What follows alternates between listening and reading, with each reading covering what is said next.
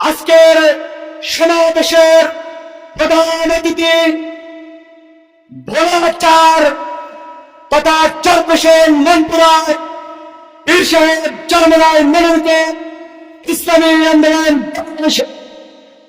সংসদ সদস্য পদে প্রার্থী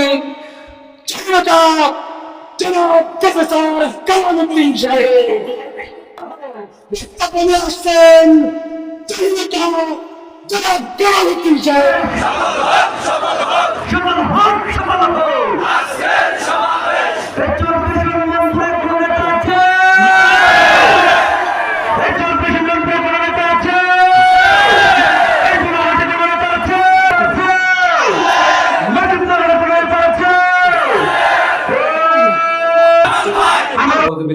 সাহেব বিসমিল্লাহির রহমানির রহিম নাহমাদুহু ওয়া নুসাল্লি ওয়া নুসাল্লিমু আলা রাসূলিল কারীম আম্মা বা'দ। উপস্থিত আজকের এই গণসংবর্ধনা এবং ইসলামী যুব আন্দোলনের নবাগত সদস্যবৃন্দের সম্মেলন উপলক্ষে আজকের এই সমাবেশের সভাপতি উপস্থিত আছেন ইসলামী আন্দোলন যুব আন্দোলনের নেতৃবৃন্দ, ঢাকা থেকে আগত ইসলামী যুব আন্দোলনের কেন্দ্রীয় নেতা সহ আমাদের সামনে উপস্থিত দুলাঘাটের বিভিন্ন শিক্ষিত মহল, শিক্ষা প্রতিষ্ঠানের প্রধান, বিভিন্ন ব্যবসায়ীবৃন্দ, রাজনৈতিক নেতৃবৃন্দ, উপস্থিত তৌহিদি জনতা, উপস্থিত ইলেকট্রনিক ও প্রিন্ট মিডিয়ার সদস্যবৃন্দ, আসসালামু আলাইকুম ওয়া রাহমাতুল্লাহি ওয়া বারাকাতুহু। আলহামদুলিল্লাহ, আল্লাহর দরবারে শুকরিয়া জানাই এমন একটি বিকেলে, এমন একটি সন্ধ্যায় আজকে আমাদের বাংলাদেশের একেবারে দক্ষিণ অঞ্চল দুলারহাট থানার জনগণের সাথে ঐক্যবদ্ধ হয়ে একটি প্রোগ্রামে থাকার সুযোগ দিয়েছে। আপনারা ইতিমধ্যে আমাদের বক্তাদের মাধ্যমে জেনে গিয়েছেন আমাদের উদ্দেশ্য, বাংলাদেশের জনগণের উদ্দেশ্য, বাংলাদেশের 8টি দলের উদ্দেশ্য, অন্যান্য দলের উদ্দেশ্য। আমরা জানি এই বিগত আমাদের ব্রিটিশ শাসন আমলের পর থেকে যারা বাংলাদেশের শাসন করেছে, পশ্চিম পাকিস্তান সহ পূর্ব পাকিস্তানের শাসন করেছে, তারা এই মুসলমানদের সাথে বারবার প্রতারণা করেছে। ইতিমধ্যে এই 54 বছরে যারা একাধিকবার রাষ্ট্রীয় ক্ষমতায় ছিল, তাদের দ্বারাও এদেশের মানুষ নিরাপদ ছিল না। তারা একটি বালিশের পাউচার দিয়েছে 1,15,000 টাকা। তারা জনগণের সম্পদ ভিন্ন পথে ব্যয় করে এই দেশের দরিদ্র সীমার নিচে নিয়ে গিয়েছে। বাংলাদেশ ব্যাংকের রেমিটেন্স তলানিতে নিয়ে গেছে। এই জন্য বাংলাদেশের জনগণ এখন আর তাদেরকে বিশ্বাস করে না। তারা বিকল্পভাবে ইসলামী শক্তিকে এখন ভালোবাসে এবং রাষ্ট্রীয় ক্ষমতা ইনশাআল্লাহ ইসলামী শক্তিকে আনার জন্য সকল তৌহিদি জনতা, শ্রমিক, মেহনতি জনগণ ঐক্যবদ্ধ।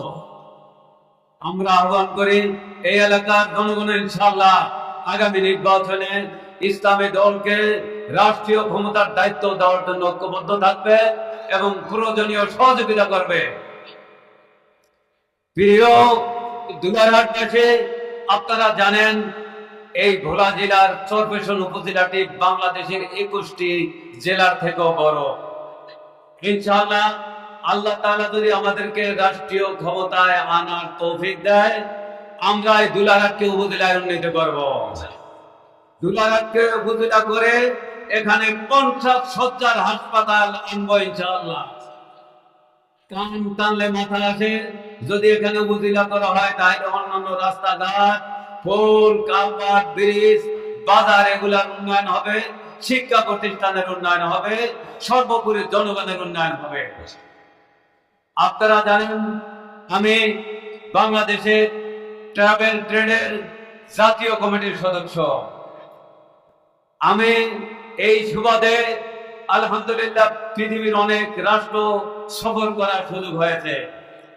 এই বছরও আল্লাহ তাআলার রহমতে আমি ইউরোপের 4টি রাষ্ট্র সফর করেছিলাম। গত বছর আমি জাপানে সফর করেছি। ইতিপূর্বে আরো বেশ কিছু দেশে আমি গিয়েছি। আমার যে অভিজ্ঞতা আমি অর্জন করেছি তার মধ্যে একটি অভিজ্ঞতা হচ্ছে যে বাংলাদেশের মানুষ স্বর্ণের খনি পায় নাই, তেলের খনি পায় নাই, কিন্তু বাংলাদেশের মানুষ একটি অমূল্য সম্পদ পেয়েছে। তা কি জানেন? বাংলাদেশের এই ছোট্ট একটি সীমানার মধ্যে 18-20 কোটি জনগণ পেয়েছে। পৃথিবীতে এবং আল্লাহর কাছে সবচেয়ে গুরুত্বপূর্ণ ব্যক্তি হলো আশরাফুল মাখলুকাত মানুষ। এই মানুষকে যদি মানব সম্পদে পরিণত করা যেত তাহলে আজকে বিশ্বের দরবারে মানুষ মাথা তুলে দাঁড়াতে পারত। ইনশাআল্লাহ আমরা যদি এই দেশের খেদমত করার সুযোগ পাই, এই জনগোষ্ঠীকে বিশ্বায়নের যুগে বিশ্ব দরবারে যত চ্যালেঞ্জ নিয়ে দাঁড়াতে পারে সেইভাবে আইটি বেসের এআই বেসের শিক্ষা প্রতিষ্ঠানের মাধ্যমে প্রযুক্তিগত শিক্ষা দিয়ে এদেরকে মানব সম্পদে পরিণত করার আমরা ইনশাআল্লাহ কার্যক্রম পরিচালনা করব। আমরা যদি ইনশাআল্লাহ দায়িত্ব পাই, এখানে গোসেরহাটকে একটি নদী বন্দর, এই রাস্তাঘাটের উন্নয়ন, স্কুলের উন্নয়ন, কলেজের উন্নয়ন, মুজিবনগরে আমি গিয়েছি, ওখানে এখনো অনেক কাঁচা রাস্তা, মানুষ কষ্টে বসবাস করে। সেই মুজিবনগরে যাওয়ার জন্য ইনশাআল্লাহ একটি আমরা বিআইডব্লিউডি এর একটি যানবাহন ওখানে দেওয়ার ব্যবস্থা করবো ইনশাআল্লাহ, সরকারি যানবাহন, এবং সেখানে রাস্তাঘাটের উন্নয়ন করা হবে।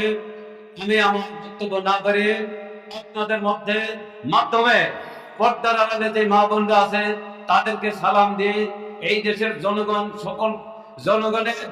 সকলের কাছে আমাদের দাওয়াত দিয়ে সকলকে ঐক্যবদ্ধ করে আগামী নির্বাচনে হাত পাখার প্রতীকে আপনাদের রায় দিয়ে আমাদেরকে রাষ্ট্রীয় ক্ষমতার দায়িত্ব পালন করার সুযোগ দিবেন, এই আহ্বান আপনাদেরকে করছি।